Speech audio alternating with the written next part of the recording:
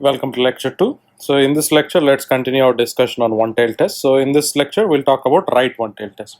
So in a right one-tailed test, the acceptance region is on the left side and the rejection region is on the right side. So here, the alternative hypothesis or the alternative mean is greater than the null mean. So it still says the same.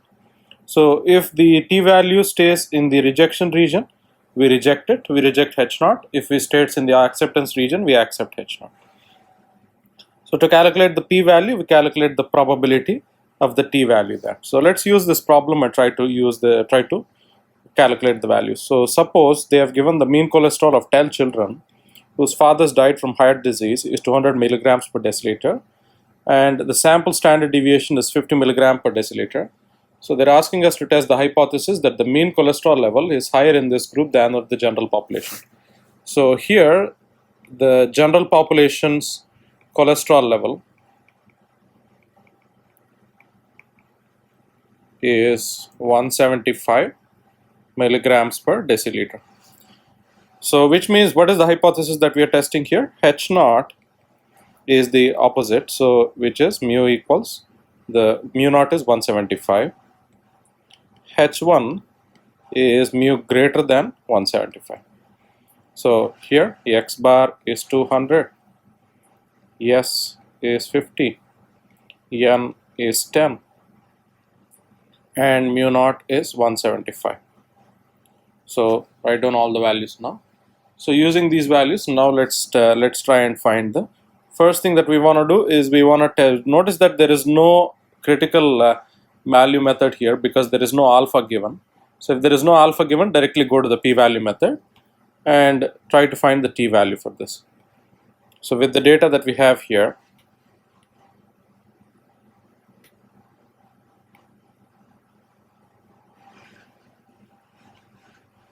so this is the data that we have here. Now, so the formula for t becomes x bar minus mu naught by S by root n. X bar is 200 minus 175 by 50 by root 10. So 200 minus 175 becomes 25 times root 10 by 50. So 25 ones, 25 twos. You have under root square root of 10 by 2. So let's try and calculate the square root of 10. So square root of 10 divided by 2 gives you a value of 1.58.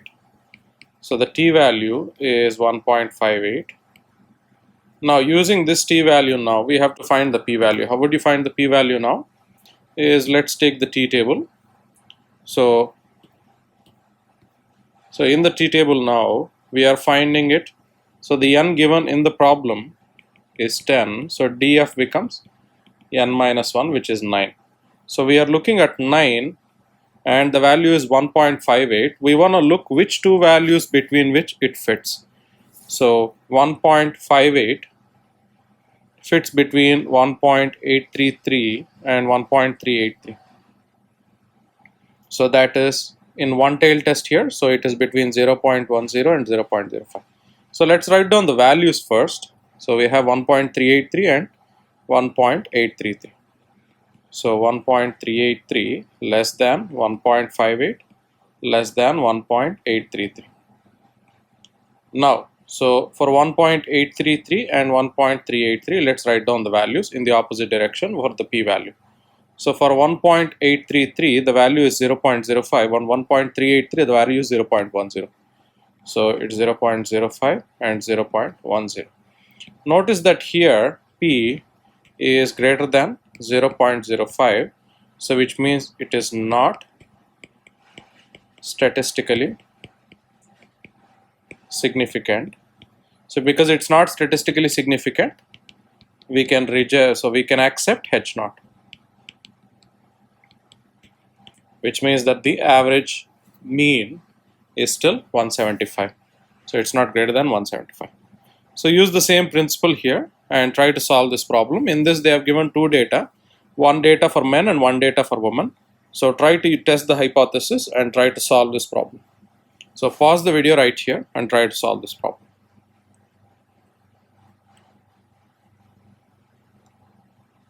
Next, let's talk about one sample test, but with two-sided alternatives. So what happens in a two-sided alternative here is that let's see this question. Suppose we want to compare the fasting serum cholesterol levels among recent Asian immigrants to the United States with typical levels found in the general US population. Now here the preconceived notion is not non-existent because we do not know whether the recent Asian immigrants have a higher cholesterol or a lower cholesterol. So our hypothesis here originally is trying to see whether it is different or not. So remember, the thing is that when you use two-sided alternatives, we are checking for the difference either less than or greater than or both. So we are basically checking both less than and greater than at the same time. Now here what is given in the data here. So the serum cholesterol level in the United States approximately normal is 190, and when we calculate the value, they got a value of mean level is 181.52 and standard deviation of 40. Now they want to know, well, what can we conclude from this evidence? Is it less than, is it greater than, is it different at all with the data that we just have? So this here is an example or a classic example of a two-tailed test. So a two-tailed test is a test in which the values of the parameter being studied under the alternative hypothesis are allowed to be either greater than or less than at the same time. So here H naught is still mu equals mu naught, but the alternative hypothesis H1 becomes mu not equal to mu naught. So which means it can be greater than, it can be less than. So it can be both at the same time. So that is the idea behind the two-tailed test. So let's take the value of a two-tailed test and let's try and understand two-tailed test. So we have H naught equals to mu equals mu naught and H1 is mu naught equals mu naught. Now still the same alpha level is taken, we take the t-value the same, but here rather than having one rejection region, we'll have two rejection regions on two sides. So we'll have two rejection regions on two corners, and wherever the value sits, whether it is less than, if it is in the rejection region, we reject H naught. If it's in the acceptance region, we accept H naught. So this is how it works. Now let's take the problem data that we have, that we just saw in the last one. So X bar is 181.52 milligram per deciliter. The standard deviation S is 40 milligram per deciliter. Mu naught is 190 milligram per deciliter. Notice that this is mu naught. And they have done it on 100 female Asian immigrants. So for our consideration, let's consider that this value here is 30. So because it becomes easier to do it in the problem, so let's use a sample size of 30. Now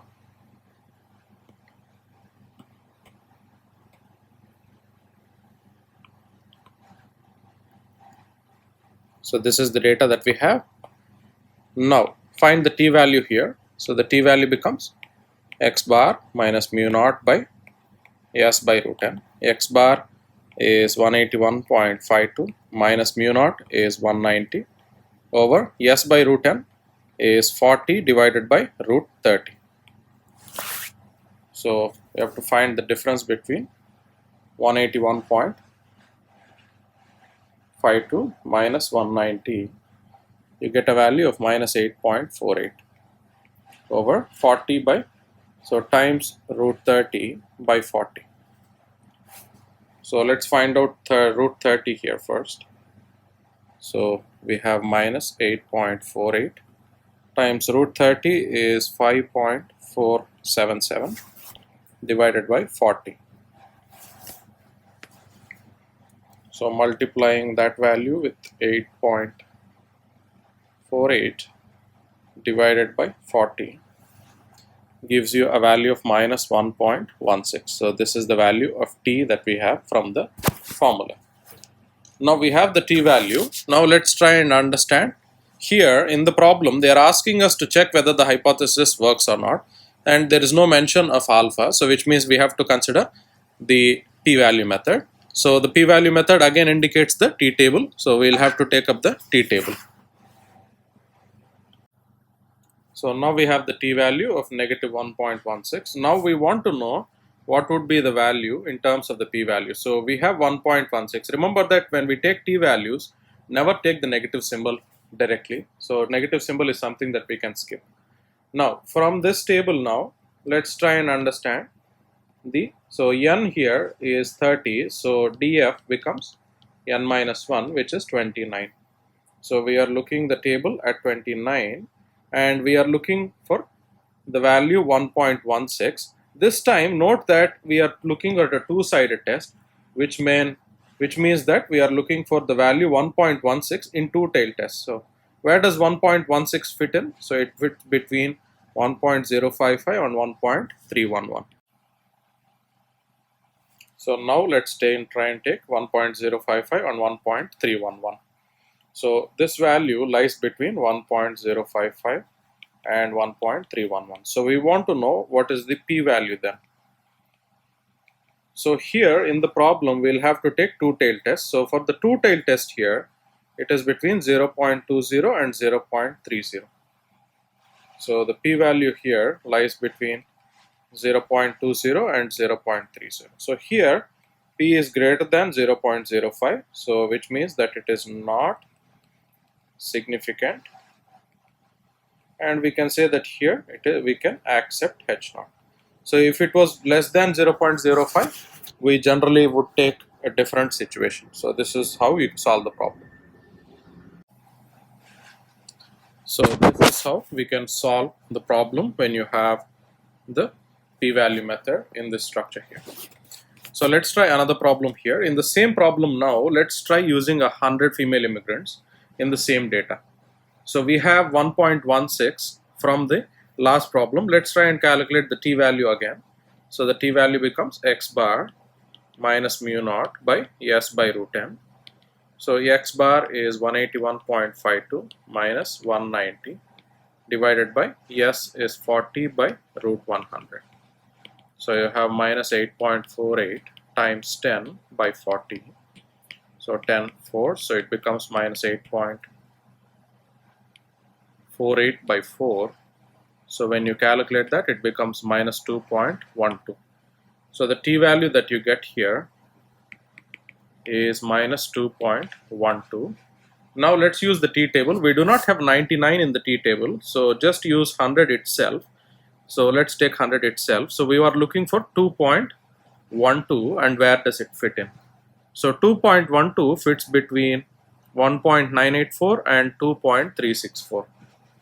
So 1.984 and 2.364 is where 2.18 will fit in. So to find the p-value now, so now we want to know where 2.364 is. In two-tailed test we have 0.02 and 1.984 is 0.05. So we cross write it. So it becomes p is between 0.02 and 0.05. So notice that p here lies in the realm of p less than 0.05. So which means that this data here is statistically significant. So we can accept h0. So we can say that when we write the conclusion, we can say that there is a significant difference between Americans, general US population, and the recent Asian immigrants. So this is how you can solve the problem here. So this is an example where we reject h0. I'm really sorry. So this is a problem where we reject h0. So this is how we can solve the problem. So next, let's talk about one sample Z test. Z test is used when we have a sample size that's larger and much more accessible. So the same principles still lie the same. So the Z value is still the same. So x bar minus mu naught by sigma by root n. But what changes is that we can find the exact p-value. So the exact p-value depends on the two-sided alternatives. In two-sided alternatives, p-value is twice the probability of the z value if z is less than or equal to 0, and p is 2 times 1 minus phi of z if z is greater than 0. So this is how we can, that's the only difference between the last one and this one here. So let's try and solve a problem so that we can understand it better. So let's take the same problem that we took before, but with 200 female Asian immigrants. So here the data says that N is 200, you have mu naught, which is 190, X bar, which is 181.52, S is 40, and N, so you have N already, so N is 200. Now, to find the t value, the z value now, the formula stays the same, x bar minus mu naught by S by root n. So the only difference here is that here the value that we get is actually sigma. So here we have a known variance. So we have 181.52 minus 190 over sigma here is 40 divided by root 200. So it becomes minus 8.48 times root 200 divided by 40. So square root of 200 becomes 14.142 times 8.48 divided by 40 will give you minus 2.998. So the z value here is minus 2.998. So they're asking us to assess the significance of these results. How would you assess the significance here? Is we involve the p-value. So to get the p-value here, so p becomes, notice that z here is minus 2.998. So when we write it, we can round it off. It becomes minus 3.00. So which is less than 0. So when z is less than 0, p-value formula is 2 times phi of z. So 2 times, what is phi of z here is find the probability using the z value. So using the z value now, what is the z value that you have in the question here? Minus 3. Find the probability at minus 3. So minus 3.0, the probability is 0.00135. So substitute the value here, 0.00135. So 2 times 0.00135 becomes 0.0027. So this p-value 0.0027 lies in the section between 0.001 and 0.01. So we can say that this data here is, there is a highly significant difference. So remember that whenever there is significant difference, we reject H0. That's the same thing. And we can say that so when we write the conclusion, we write that there is a highly significant difference between the blood cholesterol level of recent Asian immigrants and the general US population.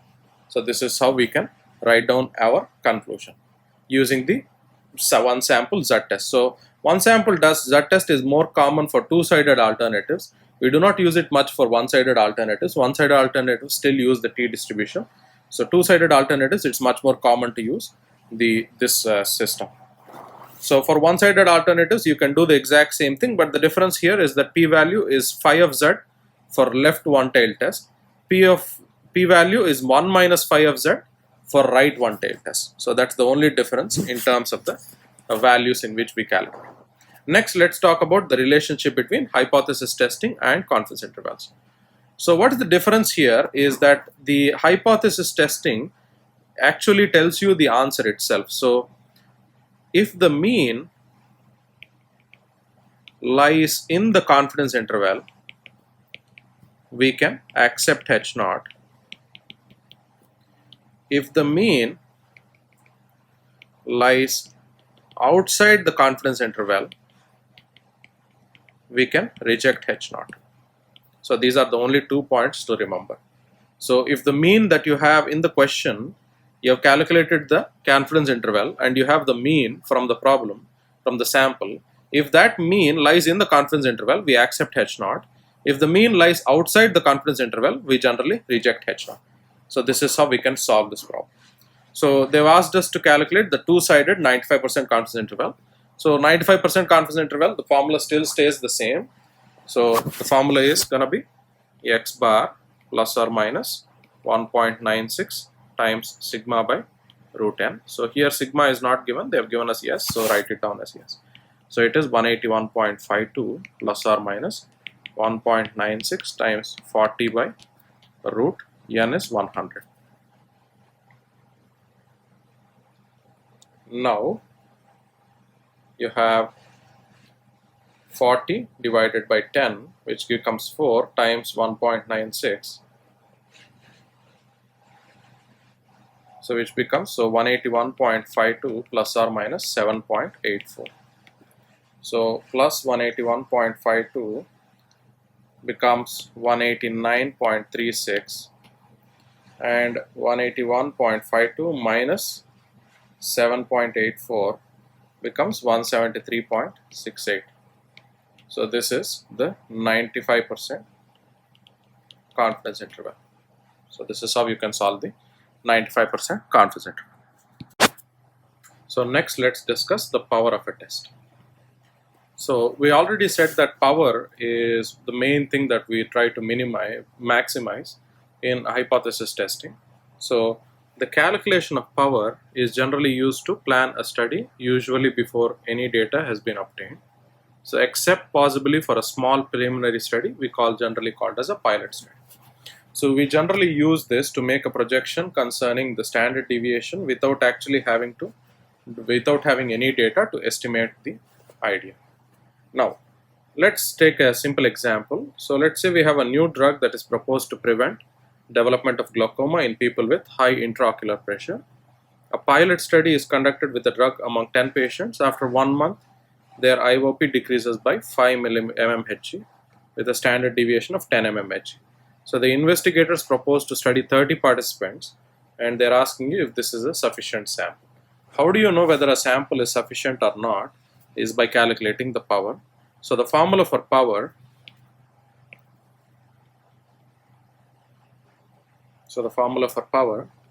is phi of z alpha plus mu naught minus mu 1 divided by sigma times root n. So this is the formula that we use for power. Now the alpha here is the level of significance, so which is generally given in the problem, whether it is 5%. If nothing is given, consider alpha to be 0.05. Now let's take the problem that is given and let's try and solve the problems with power. So they are asking you whether the mean IOP decreases by 5 mmHg, that is mu naught minus mu 1 is 5 mmHg, and the sample size n is 30 that is taken there, and the standard deviation sigma is 10 mmHg. Now let's look at the power of the test. How would you calculate that? Phi of z alpha is not given, so take 0.05 plus mu naught minus mu 1 is 5 divided by sigma, the value is 10 times under root 30. Now what is z 0.05? So we are finding for a probability of 0.05 the z value. So take the table. So find where you can find 0.05 in the table.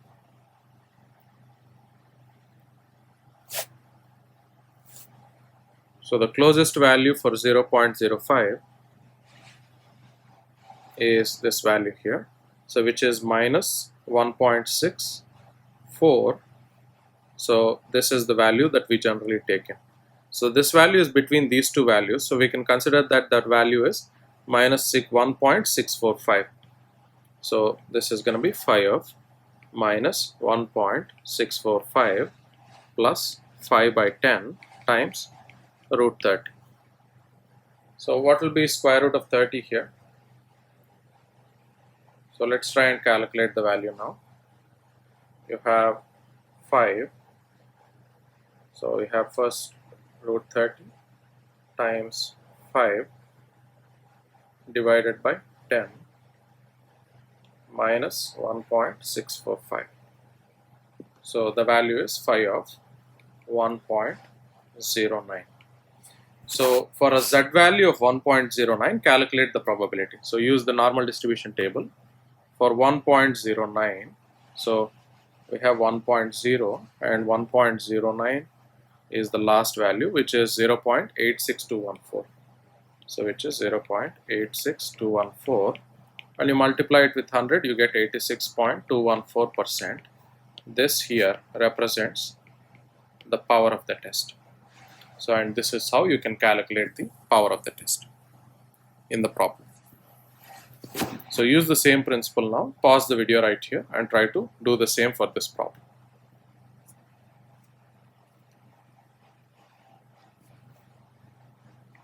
So for a right one-tailed test, the only difference is that mu0 minus mu1 will become mu1 minus mu0. That's the only difference here.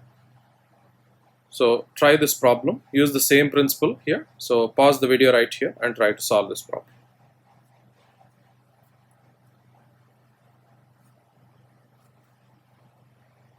Now let's look at some of the factors that affect the power of the test.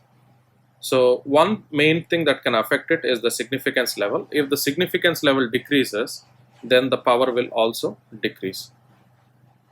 If the difference between the means increases, then the power will increase. If the standard deviation increases, then the power will decrease. And if the sample size increases, the power will increase. So this is how these are some of the factors that can affect the power of the test.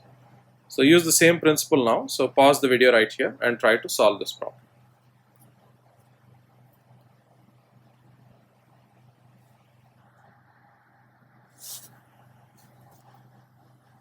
So in the next lecture, we'll talk about power of a two-sided test.